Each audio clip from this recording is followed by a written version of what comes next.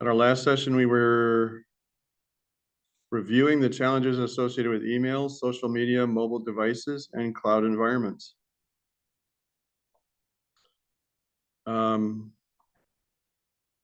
So I want to make sure that we haven't missed anything here, but one of the things that you must be aware of is that some states and territories have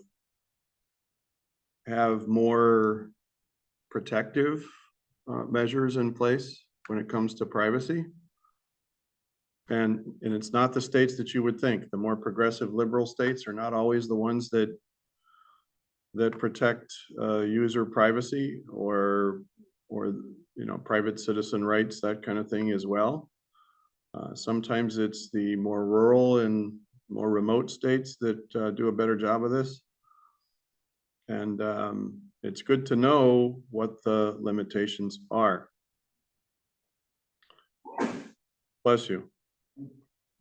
So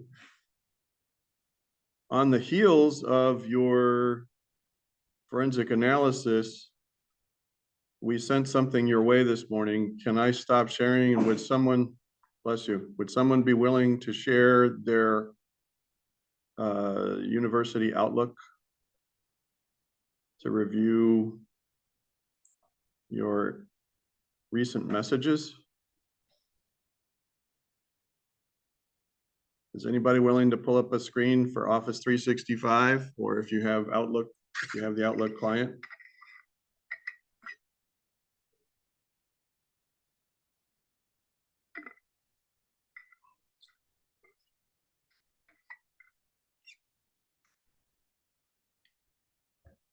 All right, so I have 4 students in the session. We're saying that not one of the 4 would be willing to share a screen, open up Office 365 and hit Outlook. If So you we give can me check 2 minutes something. to load up on my laptop.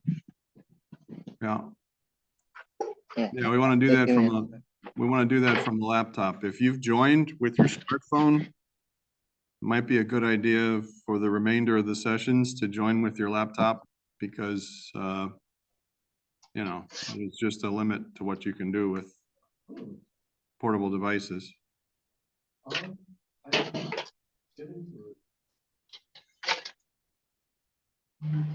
Do I have a volunteer? I'm going to pause the recording until we get a screen up. So for the purposes of our Module 4 solution, in the middle of your analysis work, in this notional scenario, you're to receive a mysterious email message, and it may arrive in your student email junk email. So student email account at UVI, junk email account. When you see it, you see something from Argentina Cabeza Hueca. Do we have any gente from El Mundo Español in the audience? Cabeza Hueca? No? Okay. So what you want to do, if it's in junk mail, is select the message and then select the option to mark it as not junk. And so this is an artifact that you would receive as a digital forensic evidence specialist, right? A DES, digital forensic expert. You're conducting the analysis of the digital artifacts. In the middle of this, you get a mysterious email message. You're about to report back to the APHIS staff, right? The Association for Endangered Species, the nonprofit organization. And what you get is this mysterious email message from someone, and it arrives in your mailbox, right? So you suddenly become aware in the middle of your analysis that maybe it's not just Sydney Corinth we have some interest in here, right? Does everybody understand where I'm going with this? Okay, so once you select the email message, Let's make sure that everybody else can retrieve and recover. Is this from the inbox, Suleiman? Yeah. Okay, all right, you can stop sharing then. Who's next? I'm gonna pause the recording while we're making sure everybody else can get. All right, so now that you've got that moved out of your junk mail, that's what's hitting with a lot of people. Thank you for sharing that, Kareem. I appreciate it and your patience. You can stop sharing now. Who's left? Luke, you've shared. Suleiman, you've shared. Ray. All right, I'm ready. Okay, Ray, we're ready for you. Okay. If you open up your Office 365 for the students, you go to junk mail. Now, is this a client or is it in the web? Oh, it wasn't in the junk mail. It just showed up in the inbox. It did. Yeah. Wow. Okay. All right, that's good. So there's Also, oh, sorry. No, I was saying that you can also translate it via this option here next to the forward button. Yeah, go ahead and do that if you would. Wait. Oh yeah, I did it. Let me show the original first, I guess. Uh-huh. And then this is to English, but Well, so you might not get any translation about the name, the handle, because the rest of the message is in English, right? So yeah.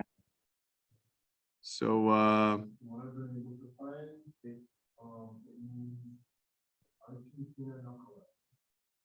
knucklehead.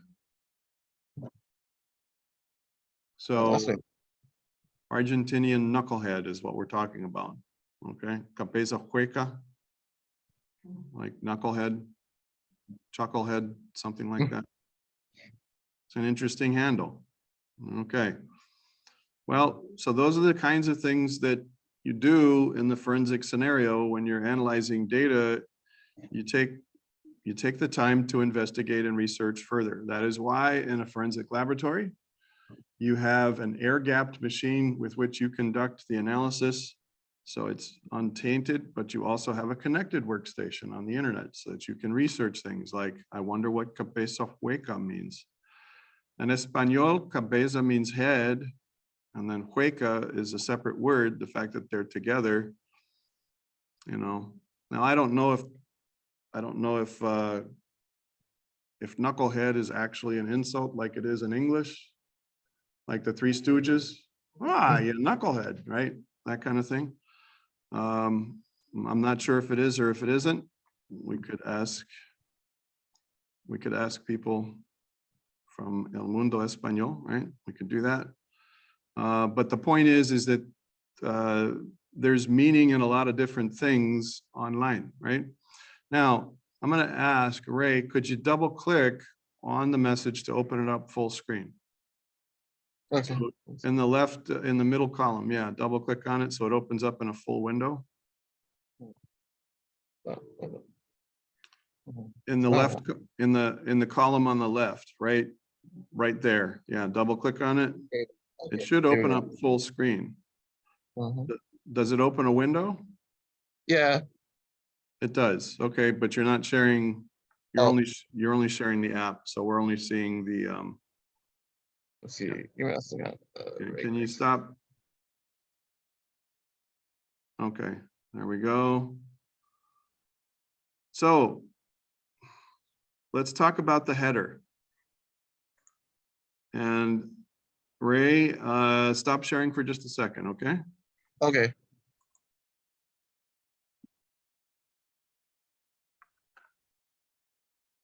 So one of the interesting resources for an email artifact is the header of the email message.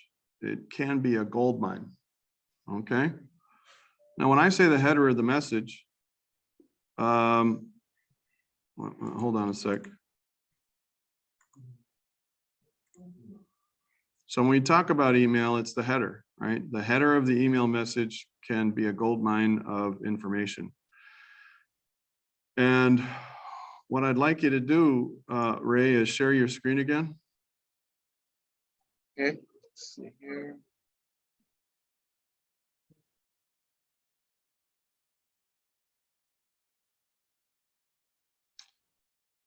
So the first question I have for the class is this email plain text? What kind of format is this email? Is it plain text? Is it HTML? Seems to be normal text, okay? Ray, can you minimize your screen and open up a new email message? Just a brand new one. Yeah, just minimize the message here. And then go back into your Outlook.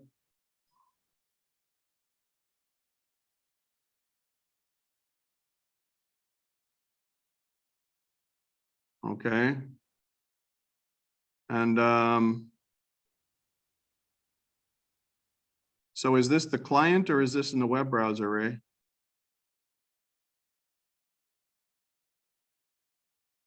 Ray, are you using the Outlook software? No, sir, Sorry, client. yeah, it's on Outlook itself, Professor. It's Yeah. on Outlook itself, so it's not through Office 365, correct? Mhm. Okay. So click on email where it All right. says new email. And just open up a new email message, please. Yeah. Okay. And can you share your screen in the new email message? Can you just for a little bit share your whole screen? Because Yeah. otherwise you got to keep switching windows. Okay. Would you select the format text option, please? At the top. The menu. Format text. Oh, there it is. Okay. There we go. I want to see the whole menu. Can you hit the down arrow to the right so we expand that? Yeah, let's use the classic ribbon. All right. It's a royal pain in the neck. Okay, here we go. Does everybody see in the left corner, what's the top version of format that's selected? What's the default selection for Outlook? HTML. HTML, right? So that means we're not using plain text, right?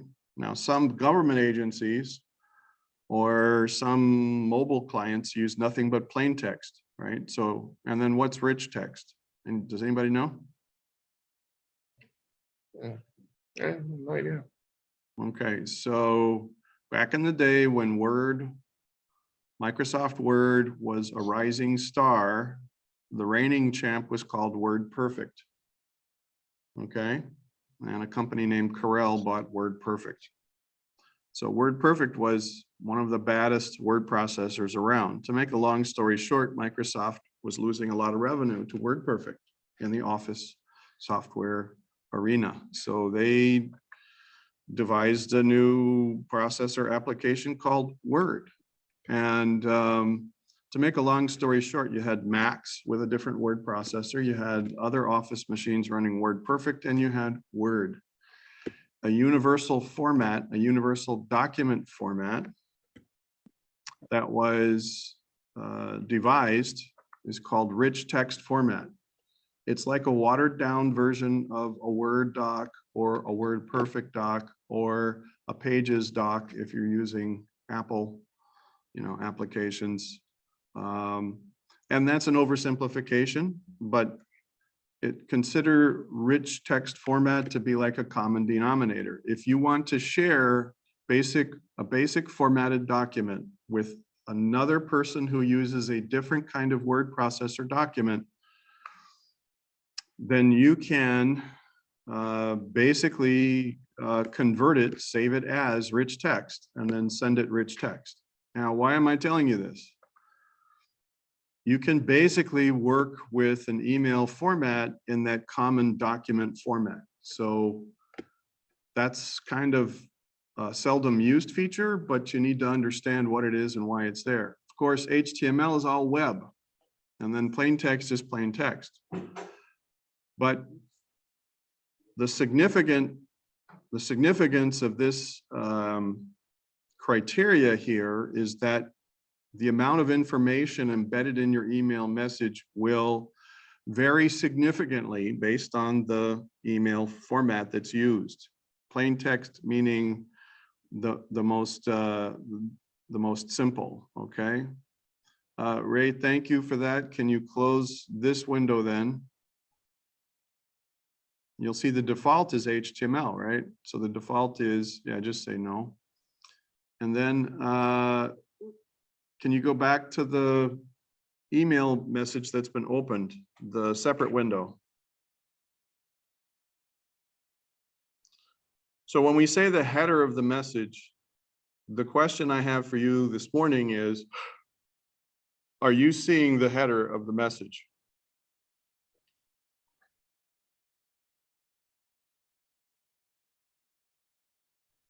Here we have a digital artifact. It's an email message sitting in the inbox. Are you seeing all the detail from the message header as it's displayed on the screen right now? What do you think? Yes or no? No. No. No would be correct. Where do we find the message header? Well, there's a couple of options. Ray, if you could click the ellipse. This is a new version of Outlook, so we're doing this together. We just want to make sure that everybody is read into this. The ellipse on the right over by the date and time. Right, upper right corner, the 3 dots by the forward button. Oh, okay. Yeah, that thing. Okay. Translate message, forward attachment, meeting. Okay, not that. Let's go to the file menu. Where is? Top left. Yeah, top left. Oh, Okay, let's go to properties. Oh, what is Headers. this here? Okay, so you see the small window, right? Can you change the size of this window? Can you grab a corner and enlarge the window, or is it the same size? Down by Same the size. close. Okay. All right. So do you see the do not auto archive this item? Yeah. Wouldn't it suck if you had digital evidence that was automatically moved and archived and you didn't know it? I'm just saying.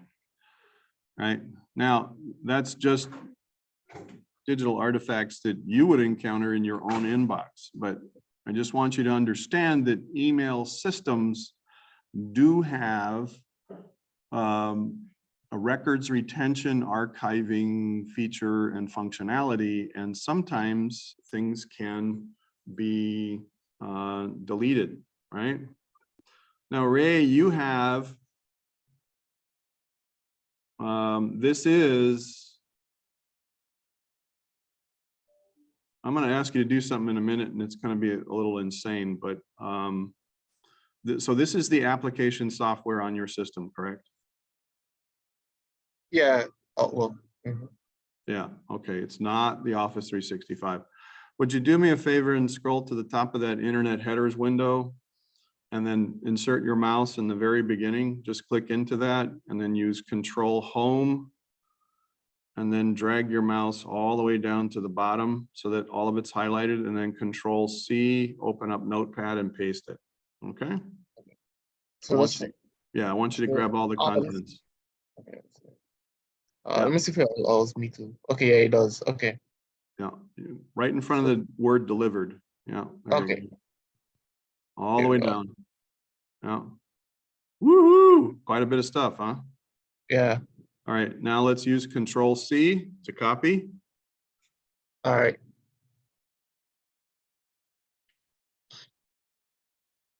Okay. And then let's open up Notepad. Notepad. All right. Notepad.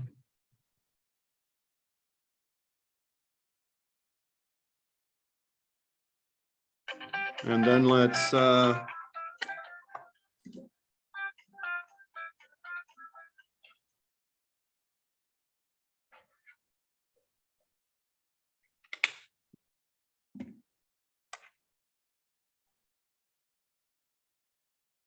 So that's in the notepad, right? Yeah. Okay. So I have a question for you. Is there a way to save this information where you can reference it? If you were, let's say you were capturing, you're doing analysis, right? So this is, you're working with a digital artifact. It's an email message. You can save a copy of the email message, right? Yeah. I mean, can't you drag and drop a copy of an email message into a directory in Yeah. Windows? You can, right? No, you can do that. And when you do that and you open it up, do you know if it changes anything like date time group? Yeah, it should change the date and time, I think, if you Yeah, drag it. yeah, that's correct. The file that's created that is, it's a duplicate of the message. So when you drag and drop an email message into a directory, you're not moving the message into the directory, but you're copying it into there.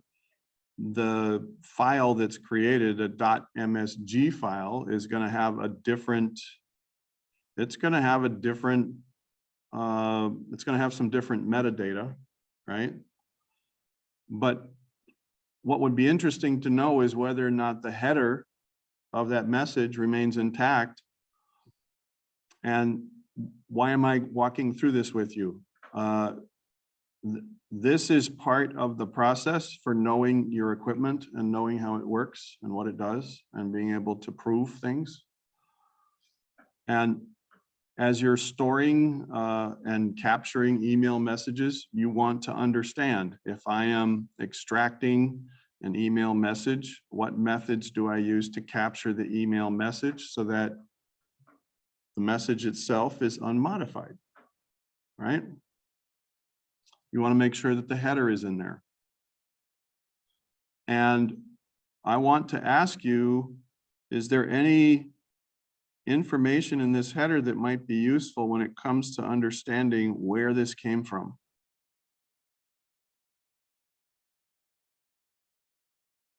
Well, let's have a quick look together. Right. All right, so it came from Acabeza Hueca, right? It wasn't forwarded from another. You know what an email relay is, right? You know what spam engines are? So the first thing you can discern from this is that it's an authentic Gmail message. It's from an authentic Gmail account, right? Is there any other information that you can glean from this? Well, it says the spam relay down here is 0. The return path is also the Gmail account. Uh-huh. So that's useful because sometimes the return path is not the same email account. That's an excellent observation. Thank you, Ray. So what's the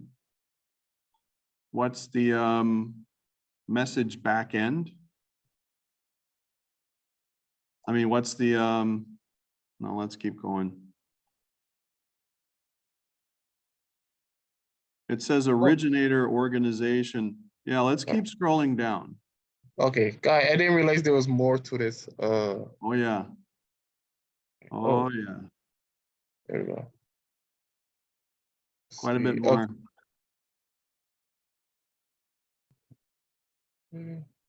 okay. I think it would be great to see if there were things like date time groups, if there were addresses, right? So do you see any reference to network addresses?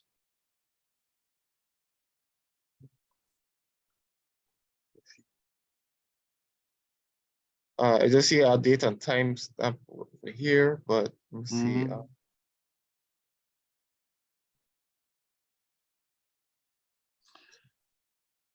So we know that this was received through student UVI email, right?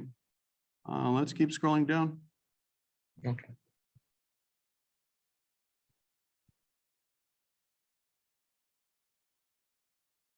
Stop. Oh.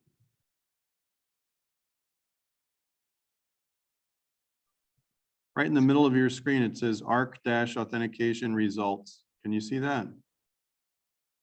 Yeah. Oh, this right here. No, a little further down. Oh. A little further down. That's ARC seal, ARC, a little further down. 2 more lines. There. There you go. ARC Okay. authentication results. Highlight that section there. Let's read that. Sender IP is. Hello? Sender IP is. Is that a useful Oh. piece of information? Yeah. Got an Great. IP address. Quick, highlight 209.85.218.65. All right. Okay. Yeah. And let's go ahead and let's put that into Google and ask who owns this, right? Okay. Let's see here. Google.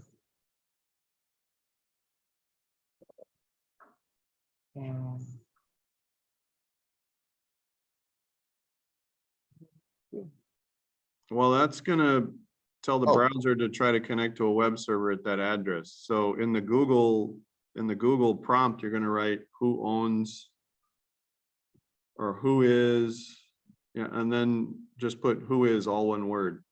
WHOIS. No, you can Oh. leave. Yeah.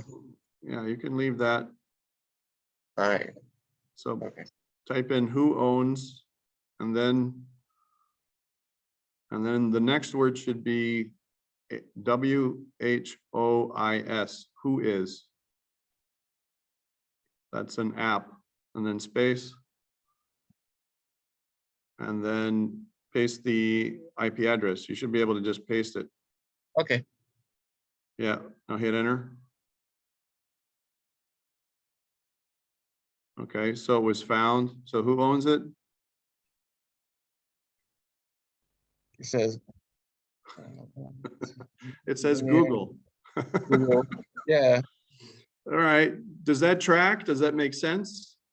Are you getting the idea that the Google Gmail account was authentic and the source was legitimate? Yeah. Why do you care? I have a quick story for you. I used to work in computer engineering at USC. For 2 years, I was a research associate. So I was a research associate for 2 years at USC in computer engineering. And we had a graduate student who was mischievous. And he didn't like what was going on in the department. And they had some dignitaries that were walking through. One day, the Secret Service showed up. And we were housed in a building that's the size of an entire city block. It's a massive building. It's one of the largest buildings in South Carolina. And basically,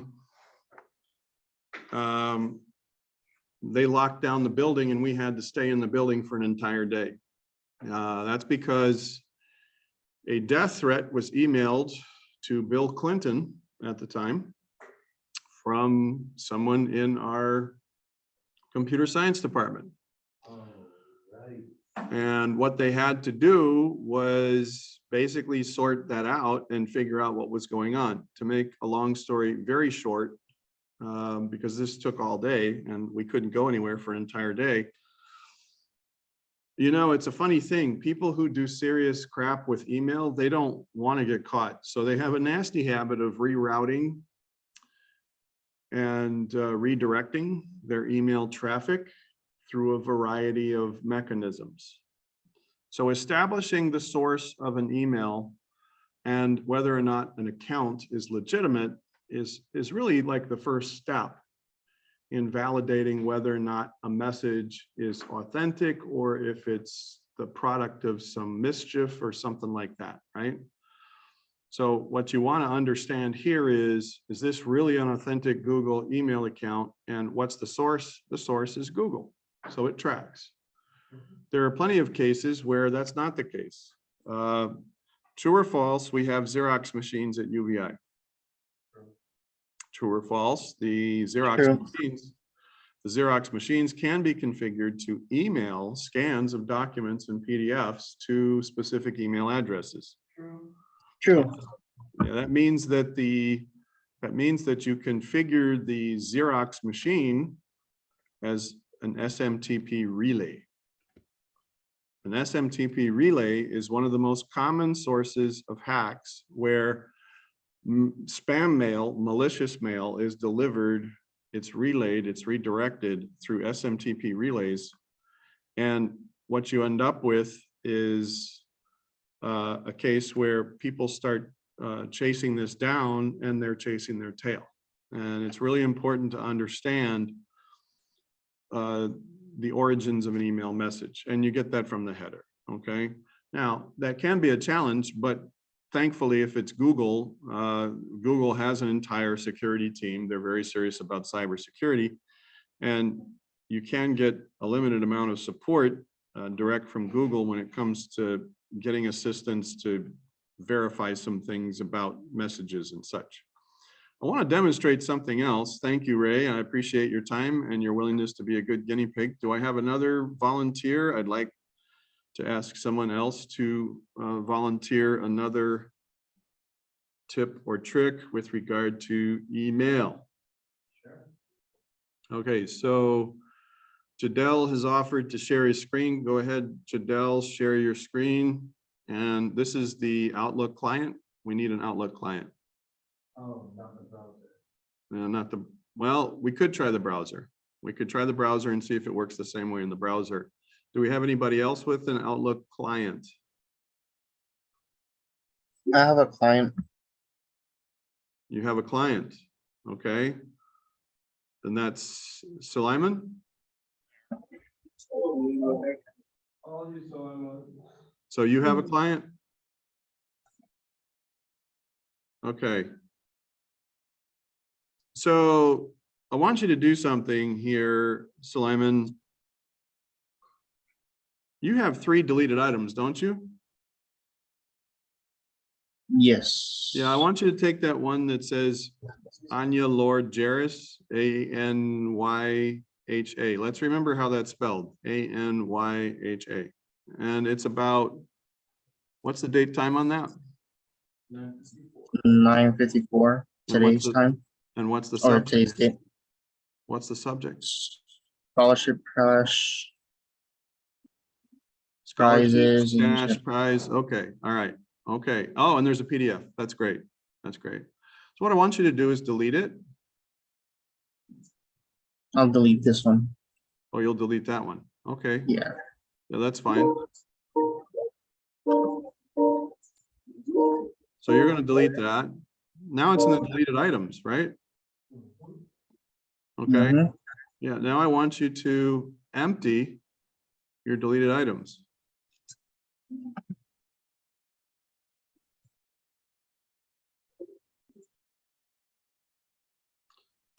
Oh, it's permanently deleted. It's permanently deleted. Or is it permanently deleted? What does that little information icon tell you right there? To recover items that were removed from the folder. Yeah, with Exchange and with many email platforms, did you know that when a person of interest gets in a state of panic and they feel like, oh my gosh, I'm going to get in trouble for what I did, what's the first instinct that troubled people in troubled circumstances do with the evidence that would incriminate them? Destroy it or hide it. Delete it. They destroy it, hide it, or delete it. And they get in here and they start deleting email messages, right? I want you to see the recover items option, right? So it says recover items removed. This is really nice because this is actually a whole lot more accessible than it used to be. You had to have a special, you had to go to a menu. You had to go to a menu and know where to look for this, but now it's a link. It's a handy link. Everybody sees this, right? Yep. Okay. Do you see your deleted item in here?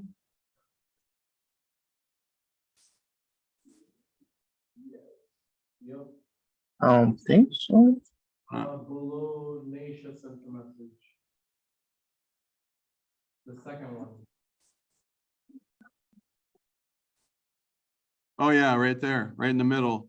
Scholarships, cash prizes, dead center. Look for the name, Yeah. from that one. That's it, right? Mhm. So Exchange, here's the fun part. Exchange servers, the institution itself, your IT department can change how long deleted items are stored. The default is 30 days. Let me say that again. If nobody changes anything in your organization in the IT department, your Exchange admin does not modify the default settings, you can recover items that are emptied out of the deleted items folder up to a month, 30 days, right? Now, what I want to do is check to see what happens when we do this in Office 365, right? Because sometimes there are differences in functionality and how it works. Thank you very much. You can restore that item if you'd like, Suleiman. I just wanted to share that with you. Okay.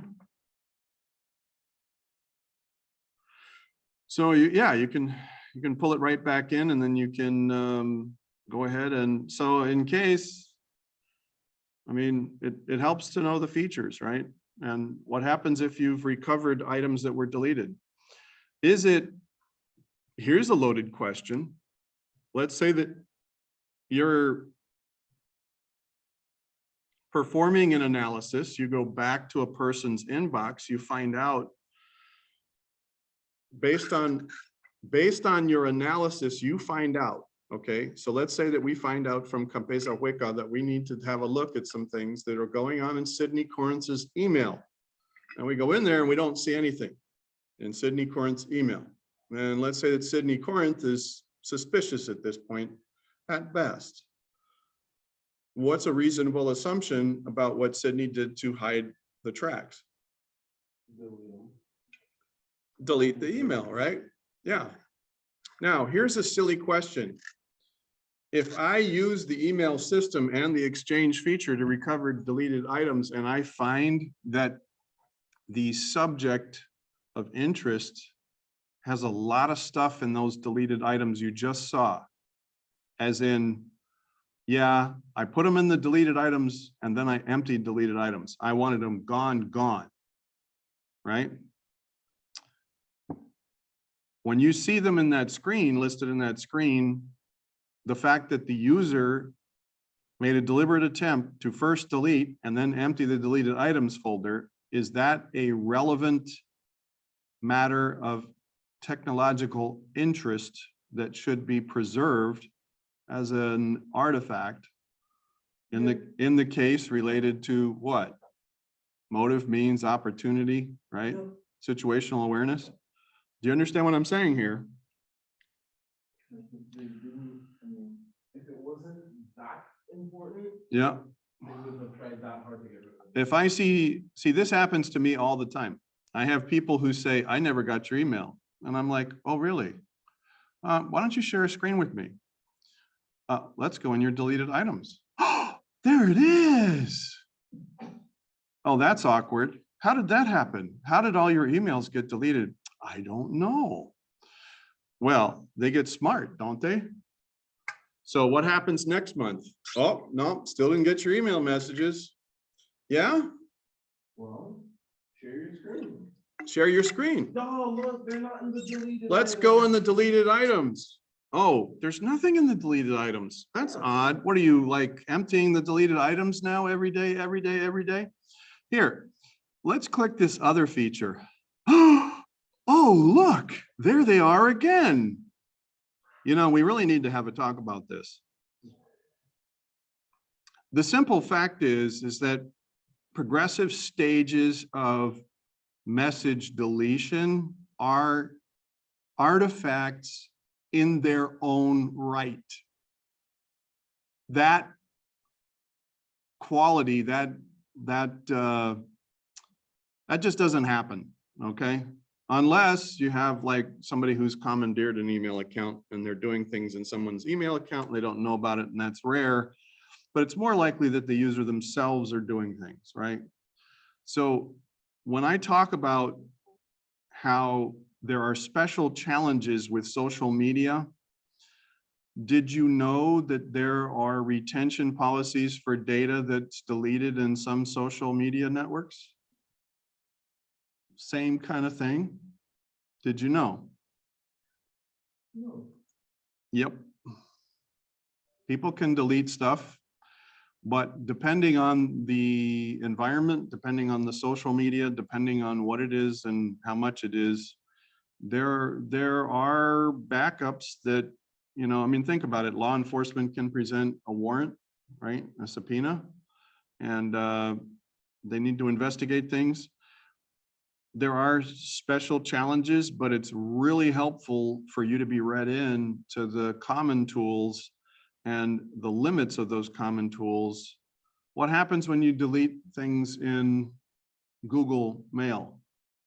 Are they retained in the same manner? Like if you delete from the deleted items, are they permanently deleted? Does Google keep a copy? I'm just asking these questions, Pretty sure they do. right? I'm just asking the questions, okay?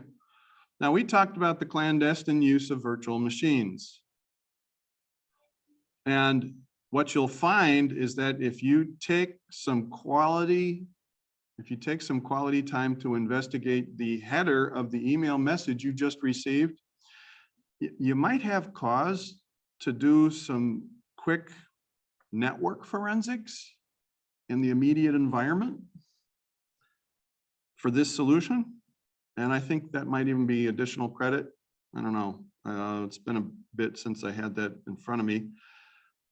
The solution criteria, I think there are things you can do to extend, and then I think it has to do with the email. So there's opportunities for additional credit in your solution, and it has to do with that email. Now, once you work that, we talked about Nmap, right? So Nmap is really helpful to identify hosts in particular in the immediate environment that are doing things they're not supposed to be doing because the ports are a telltale sign. If you have a system that is it's reflecting certain port activity, then it's pretty obvious you have something in the mix on the local network. Remember, we said this is iterative, right? So in any case, I wanted to spend some time for a deeper dive, especially with the solution and this one email artifact in particular. And now each of you have a decision to make. You can simply complete the solution as is, okay? You can simply do that and not worry about the rest of the credit that's possible.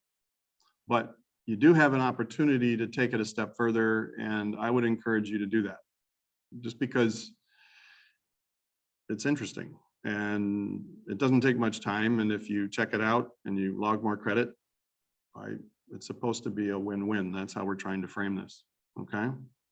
Any questions about what we've just, remember we talked about non-repudiation?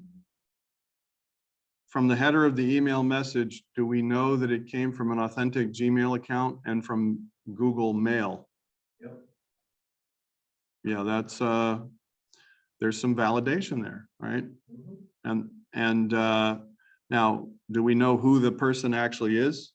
No, but with additional analysis, we might be able to discern that, right?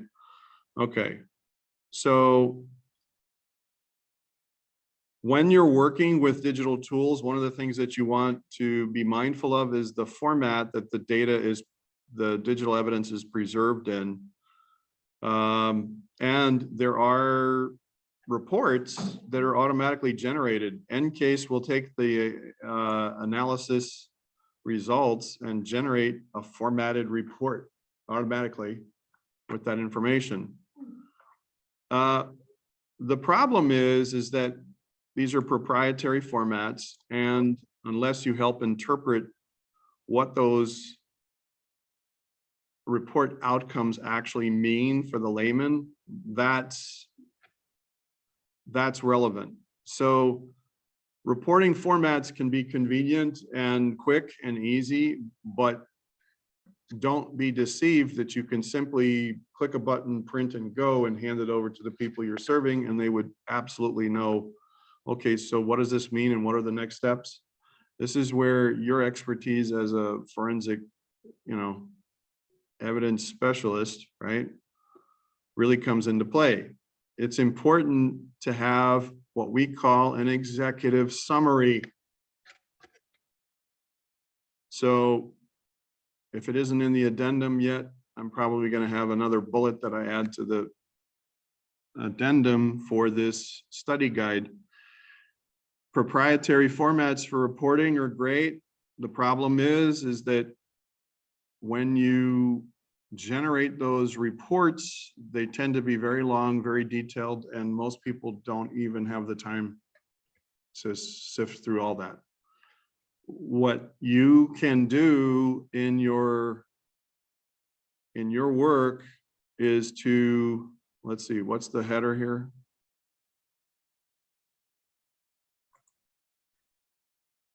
Initial reporting, right? So as a part of your initial reporting, when you get your first round of analysis results, you can generate that detailed custom report, and it's really slick and really cool, and you paid lots of money for that software. So yeah, you want that, but it's no good unless you have an executive summary that you provide. It's kind of like a translation. And you don't want to say translation for dummies, but translation for the administrative types who don't have the time, don't want to spend the time, can't spend the time learning all the technical jargon and stuff and what it means. I mean, a lot of times it's an opportunity to stand up and shine and flex your intellectual prowess with all your technical skills, but those will be unappreciated if you can't translate them into plain English in a short, understandable format. Does everybody remember the article reviews that I've inflicted upon you over the last few courses, where I've asked you to read an article and then kind of distill it down to one paragraph? You remember that? Yeah. You ever wonder why I make all of our students do that in all the courses? Yeah. Yeah, that's why. So you have to be able to take long, technical, detailed reports, and what you're going to do is identify the patterns. So pattern recognition is a part of the executive summary. Pattern recognition is part of the executive summary. All right, so you're going to use a digital forensic tool suite. You're going to get into Kali and you're going to use Autopsy. It's a web-based framework for your solution. And in the course of your solution, you'll be interpreting analysis outcomes and reporting the findings. If you miss the fact that there are next steps and additional measures warranted, I'm going to say this. Did everybody see my screen? Am I still sharing the screen? No, I'm not. Uh-oh. Okay, so I was in here talking about EnCase. I was talking about the proprietary report formats, and then I jumped to here. Okay, so one of the important things to understand is that when you perform your analysis of the artifacts, if you encounter new information that would suggest or support extending the investigation, extending the acquisition, right? You have a very clear indication that there's another person in the mix, right? So is Sydney Corinth the only culprit or the only player? No. Could a third party outside person be sloppy, and then you find out, oh, surprise, we have another person inside the walls, an internal, another person in the mix, right? A lot of times you find out when you go outside to third parties, oh, hey, surprise, we have more people in-house that are traders, right? Or are in this situation. So once again, you're taking long, lengthy, detailed technical reports. You're basically distilling the facts in with the intent to recognize patterns, pattern recognition, and you're presenting the big points, right? The main ideas in a one-page did I say how long it was? 1 page executive summary that, you know, your average high school senior could read and they go, wow, okay. So when do we start the next step, right? If you don't work a little bit of interpretation, now there may be something that's a fact and you don't know how to interpret it because you're not a part of that organization. But that's what you can present in your executive summary. You can say, hey, this name keeps coming up over and over again. Who is this? Oh, it's a former board member and they were employed, but they're no longer employed and they're not on the board anymore either. And we've heard rumors that they're actually messing around with an adverse, you know, a competitor, right? So there's a lot of competitive interests that play out in situations like this. What's the very next thing we do in this course? You need to finish the solution because there's stuff in the assessment you will need to know about from the solution when you engage the assessment. Does everybody hear that? So your first order of business is to complete the solution as quickly as possible. And I will post the assessment in here so that you can have it done before we start our class on Tuesday. Tuesday will be like a mini module and we'll do some stuff with network forensics and we'll have like a light assessment and a simple activity next Tuesday. Any questions before we close? No, Okay. Well, thank you for joining us today. We'll post this video and thank you all for your willingness to share your screens.